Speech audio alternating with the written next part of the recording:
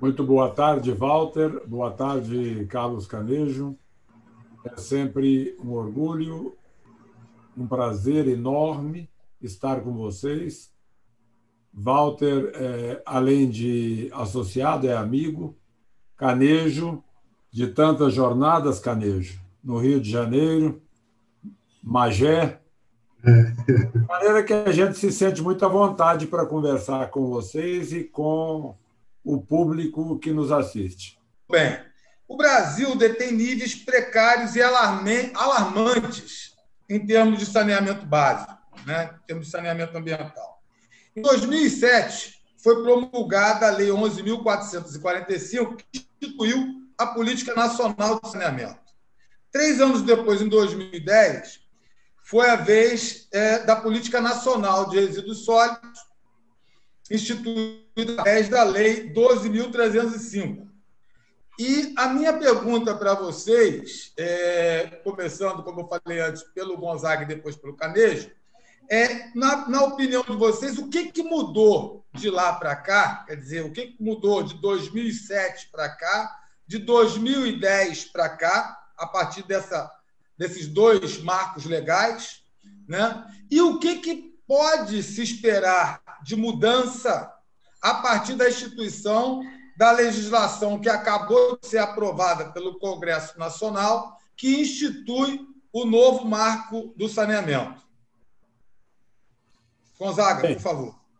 Bem, eu entendo que se legislação sozinha resolvesse o problema, em 1954, talvez muita gente ainda não nascida dessa mesa, no governo Café Filho, nós tivemos o primeiro grande impacto relacionado ao meio ambiente no Brasil, que era a determinação da proibição de afastar resíduos para qualquer lugar.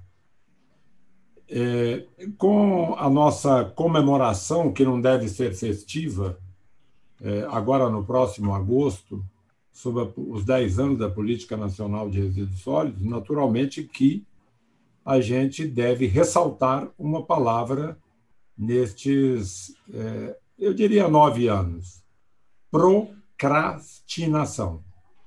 Aquele assunto que é empurrar com a barriga.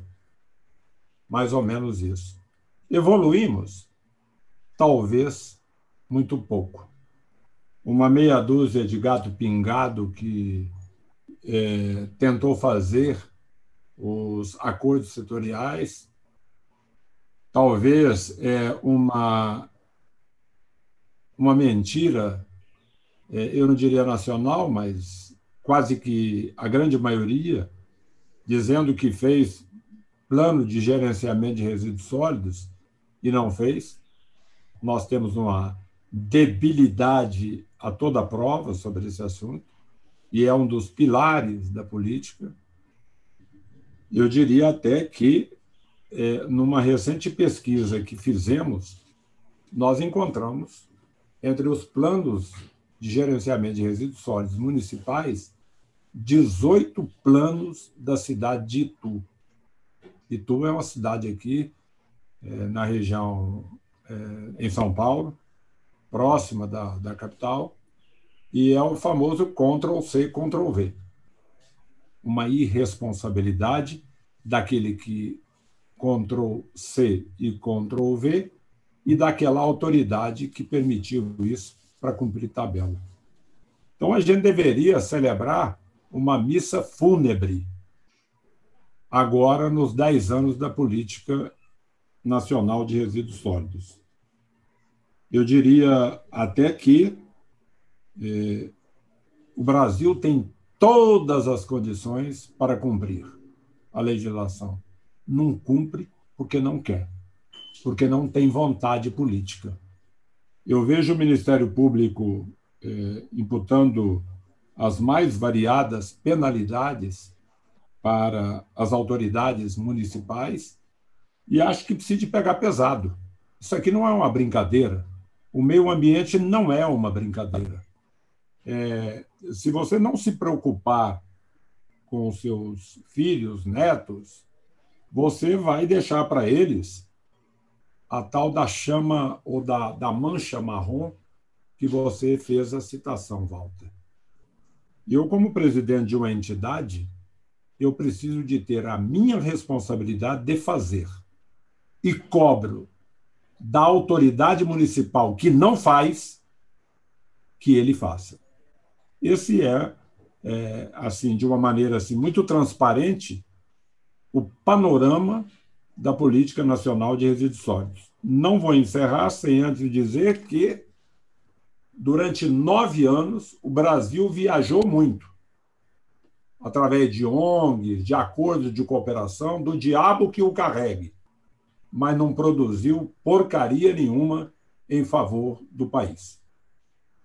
Eu queria que vocês, só para finalizar esse tópico, muito rapidamente, o que vocês diferenciam entre essa legislação aprovada agora e as duas leis que nós nos referimos anteriormente, daqui para frente? Como que vocês enxergam que essa lei recém-aprovada pode ser um diferencial com relação às duas legislações que a gente falou antes, no caso, a 11.445 e a 12.305? Rapidamente, para a gente sintetizar e pular para a próxima pergunta. Eu queria fazer um adendo aos meus comentários iniciais, dizendo o seguinte: a gente precisa de ter, em primeiro lugar, sabedoria para eleger as pessoas que nos representam. A nível municipal, nós precisamos de aprender que o administrador público, quando chega à cadeira de prefeito da cidade, ele precisa de fazer, não de esconder. Ele precisa de desempenhar as funções para a qual o seu povo o colocou naquela cadeira, com afinco, com trabalho, com dedicação, e parar de ficar com esse negócio de esconder as coisas e achar que aquilo que está enterrado não serve para nada. Serve e muito. Queria também dizer o seguinte: eu vejo hoje, na grande imprensa, comentários de que não se está fazendo nada no meio ambiente. Queria chamar a atenção do nosso ouvinte para a seguinte situação. O Brasil tem hoje 85% da sua população vivendo no meio urbano. É muito importante que as ações do governo, e aqui eu não defendo nem governo A, nem B, nem amarelo, nem verde, e muito menos vermelho, eu defendo apenas a tecnicidade. O assunto urbano é de uma importância fundamental, porque é aqui que vivem 85% da nossa população brasileira. E, neste aspecto, eu queria fazer justiça ao que se fez, principalmente neste ano e meio de trabalho em que nós estamos colaborando e fazendo gratuitamente ações junto ao Ministério do Meio Ambiente. O CNIR é uma das responsabilidades que nós colocamos de pé em 133 dias, e se passaram 9 sem fazer nada. O que é que o marco do saneamento vai nos trazer? A grande coisa do marco é fazer com que a população seja envolvida de modo financeiro. Ela vai pagar e cobrar, ou a gente poderia até inverter, ela vai cobrar daquele a quem ela paga a responsabilidade do que foi feito e do que não foi feito, e denunciar. Nós, brasileiros, precisamos aprender, de uma vez por todas, a reclamar, não a falar, não a ficar bocejando um punhado de bobagem. A gente precisa de cobrar da autoridade, da concessionária, daquele que presta o nosso serviço. O serviço de resíduo urbano é de uma importância fundamental para que a gente mantenha a nossa saúde. Então, virão as ações, os lixões terão que ser terminados, quer o prefeito queira ou não, E não me venha com a desculpa de que não há recursos, porque há sim, prioridade de recursos que ele acaba não dando. E aí eu pergunto para o Gonzaga, enquanto presidente da ABET, como que a associação, né, como que a associação que representa o setor, como que ela enxerga esse problema da inadimplência, o problema das dívidas que são acumuladas, e como que se pode desenhar um novo modelo econômico financeiro para o setor de limpeza urbana e gestão de resíduos, que não só equacione esse problema hoje existentes, mas como também permita um ambiente de investimentos em novas tecnologias?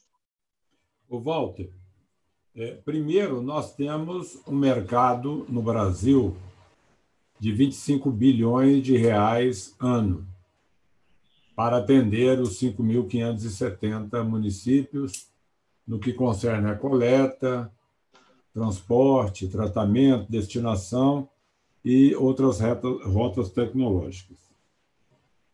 Eu aprendi com o meu pai, no berço, quem sabe, um pouco mais acima do berço, que quando a gente deve pagar. O que ocorre no nosso setor? Desses 25 bilhões, nós temos mais de um ano de inadimplência. São 28 bilhões de inadimplência. Isso é um pouco variável, entre 18 e 28. Tem aí uns 10 bilhões andando para lá e para cá. O que ocorre com o nosso setor? Nós não podemos parar os serviços, porque o serviço é essencial e a autoridade cumpre a lei. E nós temos que cumprir, por razão do trabalho que fazemos, também temos que cumprir.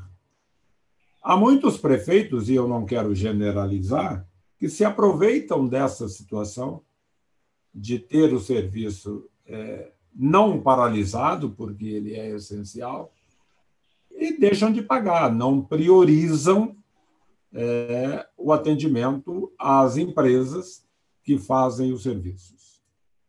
Com o advento do novo marco do saneamento, há uma obrigatoriedade para que o município passe a estabelecer, como qualquer outra utilidade, como água, energia, celular, TV a cabo, tudo, o município terá que estabelecer uma cobrança pela realização desses serviços.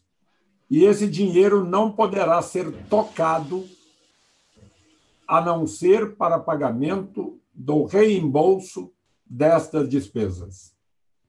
Então, eu vejo que a gente pode sofrer ainda algum tempo, mas, ao mesmo tempo, nos trará a possibilidade de resolver este assunto de uma maneira muito mais prática, muito mais saudável. Eu diria até que, na minha concepção, e isso eu falo há mais de 20 anos, o ideal seria que o nosso segmento tivesse uma relação direta com a população e que o município, que é detentor dos direitos deste tema, que ele fosse apenas regulador e não se envolvesse na questão de cobrança. Eu prefiro muito mais ter uma relação saudável com o munícipe a quem eu presto o serviço, e ele, igualmente, pode ter também essa mesma relação conosco. É a mesma coisa que ocorre hoje nas rodovias do país, ou na telefonia, que é um grande sucesso. A população usa o serviço e tem que pagar por ele. Aquele que não paga, a gente vai discutir a forma de receber. Mas não é possível você ter um ano ou mais de um ano em dívidas com o poder público ter dívidas para com o poder privado.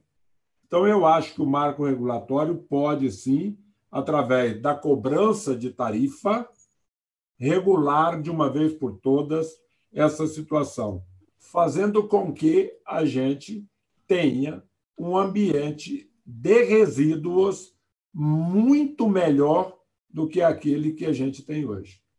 O Penido, e já estava previsto no nosso script, ele pergunta qual é a opinião de vocês sobre os vetos do Palácio, os vetos do Palácio, os vetos do presidente da República na lei.